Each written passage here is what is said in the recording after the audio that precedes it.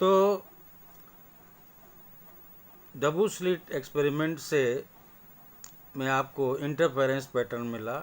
Now condition for constructive and destructive interference, यानी मैक्सिमाज मिनिमाज जो मिल रहे हैं उनको हमें पता लगाना है। देखिए ये सोर्स S1, ये सोर्स S2, वही स्लिट S1 स्लिट S2, और यहाँ पर पॉइंट P पर हमें पता लगाना है कि हमें ब्राइटनेस मिलेगी या डार्कनेस मिलेगी इस स्क्रीन के पॉइंट P पर। तो suppose A1 and A2 are the amplitudes of the light waves from sources S1 and S2। S1 S2 जो वेव्स चली, मान लो उनके एम्पलीट्यूड A1 A2 हैं। The waves arrive at point P having traversed different pass S1P and S2P। S1 से wave चली, ये रास्ता तय करेगी S1P, S2 से चली रास्ता तय करेगी S2P। Hence they are superposed at P with a phase difference phi, given by phi is equal to 2 pi by lambda into x। यानी P पर पहुंचने वाली वेव्स के बीच फेज डिफरेंस पाई इतना होगा, where x is path difference S2P minus S1P between the waves। Now the displacement at point P due to the simple harmonic waves from S1 and S2, S1 S2 से जो waves चली उनका displacement equation होगा y1 is a1 sine omega T minus K X और y2 is equal to a2 sine omega T minus K X plus 5।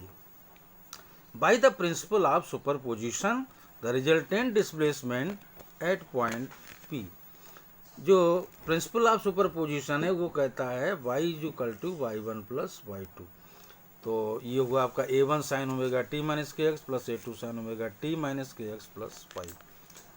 तो a1 sine omega T minus K X plus a2, और इसको आप खोल दीजिए तो मिलेगा a2 sine omega T minus K X cos 5 plus a2 cos omega T minus K X sine 5।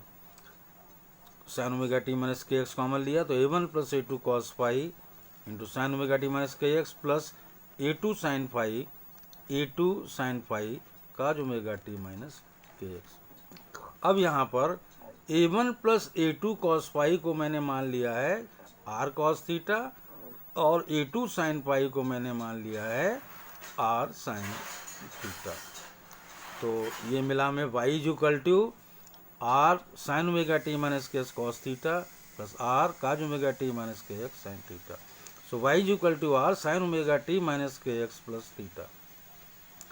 Hence the resultant displacement at point P is due to a similar wave, यानी sine wave of amplitude r। सो अब आप देखें यहाँ पर जो पहली question थी किस नेचर की है, साइन नेचर की है। दूसरी क्वेश्चन जो यहाँ चली, दूसरी वेव जो चली ये भी किस नेचर की है, साइन नेचर की। दोनों के सुपरपोजिशन हुआ, जो रिजल्टेंट वेव है उसका एम्पलीट्यूड है y equal to r sine, तो ये भी साइन नेचर का है। तो उसी नेचर की वेव मिलेगी जैसे कि ये दोनों अलग अलग नेचर की थी। Hence the resultant displacement at point P is due to a similar wave, यानी sine wave of amplitude r। अब ये जो इक्वेशंस ली थी a1 plus a2 cos 5 r cos theta, a2 sine 5 is r sine theta, इनको square किया और add किया तो r स्क्वायर का square theta plus r square sine square theta is a1 plus a2 cos 5 whole square plus a2 sine 5 whole square. तो r square cos theta plus sine square theta plus a1 square plus a2 square cos square 5 plus 2a1 a2 cos 5 plus a2 square sine square 5। तो simply r square is a1 square plus a2 square plus 2a1 a2 cos 5। तो resultant intensity at point P ये होती है constant times amplitude का square I बराबर K R square.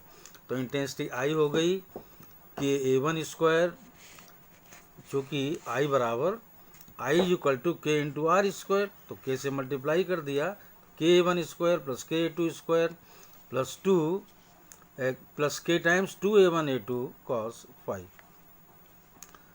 तो आपका ये हो गया, सिंस I1 इज के a1 square, I2 is K a2 square, so I is equal to I1 plus I2 plus 2 root I1 I2 cos 5। Thus resultant intensity at any point depends upon the phase difference phi between the two waves at that point. तो ये रहा intensity का, जो intensity हमको मिलती है किसी point पर, तो आप देख रहे हो साफ साफ ये डिपेंड करती है फेज डिफरेंस फाई पर। तो इंटरफेरेंस पैटर्न में आपको मैंने बताया कि intensity I is I1 plus I2 plus 2√I1 I2 cos phi. अब कंस्ट्रक्टिव इंटरफेरेंस कब मिलेगा और डिस्ट्रक्टिव इंटरफेरेंस कब मिलेगा। यहाँ देखिए formula I=I1 plus I2 plus 2√I1 I2 cos phi, इसको आप याद रखिए। Now intensity is maximum if cos phi plus 1, अगर cos फाई प्लस 1 है तो इंटेंसिटी मैक्सिमम होगी। cos फाई प्लस 1 कब होता है, जब एंगल फाई क्या होगा 0, 2 पाई 4 पाई एटसेट्रा, या phi in general phi 2n pi where n is 0, 1, 2, 3। अगर n 0 लिखो तो फाई 0 मिलेगा, 1 लिखो तो 2 पाई मिलेगा, 2 लिखो तो 4 पाई मिलेगा, and so on. So I maximum intensity क्या होगी I1 plus I2 plus 2√I1 I2, इसको हम लिख सकते हैं √I1 plus √I2 whole square, and this is just KA1 plus A2 whole square. तो ये जो I मैक्सिमम है, ये it is greater than I1 plus I2, यानी जो मैक्सिमम इंटेंसिटी है दोनों वेव्स की इंटेंसिटी से भी ज़्यादा होती है, ये खास बात है। Now condition for constructive interference, जो कि फेज डिफरेंस फाई होता है 2 pi by lambda into path difference x, तो x ही हुआ λ/2 पाई इंटू फाई। तो for maximum intensity phi is 2n pi, ऊपर देखिए फाई इज 2n पाई, तो इसलिए हम यहाँ पर x लिखेंगे, x इज इक्वल टू λ/2 पाई और फाई की जगह 2n पाई, ये कैंसिल हुआ। तो जो पाथ डिफरेंस है दोनों वेव्स के बीच कंस्ट्रक्टिव इंटरफेरेंस के केस में होना चाहिए x is equal to n lambda where n is 0, 1, 2 et cetera. Now destructive interference कब मिलेगा, इंटेंसिटी इज मिनिमम, फार्मूला ऊपर देखें, intensity is minimum if cos phi is equal to -1। अगर cos फाई -1 लिखें तो इंटेंसिटी मिनिमम होगी, और cos फाई -1 तो इंटेंसिटी मिनिमम होगी, यानी एंगल फाई होना चाहिए पाई, 3 पाई, 5 पाई एटसेट्रा, या phi is equal to in general 2n minus pi, ये आपको याद रखना है, इतना फेज डिफरेंस होना चाहिए where n is 1, 2, 3। Now this minimum intensity I is equal to I1 plus I2 minus 2√I1 I2, this is √I1 minus √I2 whole square, या KA1 minus A2 whole square. So this minimum intensity is less than the sum of the intensities of the two waves. Now condition for destructive interference, चूँकि phi होता है 2 pi by lambda into x, तो x बराबर हुआ λ/2 pi into phi.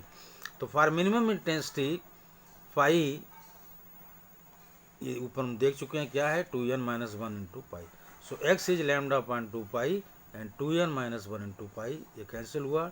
तो x is equal to 2n minus 1, so x is equal to 2n minus 1 into λ/2, जहाँ n is 1, 2, 3। तो ये जो है this is the path difference in case of destructive interference. तो याद रखें कि phi is equal to 2n pi, ये फेज डिफरेंस है मैक्सिमम इंटेंसिटी यानी कंस्ट्रक्टिव इंटरफेरेंस के केस में, और पाथ डिफरेंस x होना चाहिए n लैम्डा। उसी तरीके से डिस्ट्रक्टिव इंटरफेरेंस केस में phase difference 2n minus 1 into पाई, और जो पाथ डिफरेंस है ये होना चाहिए 2n माइनस 1 इंटू λ/2। ये आपको याद रखने हैं न्यूमेरिकल्स के लिए।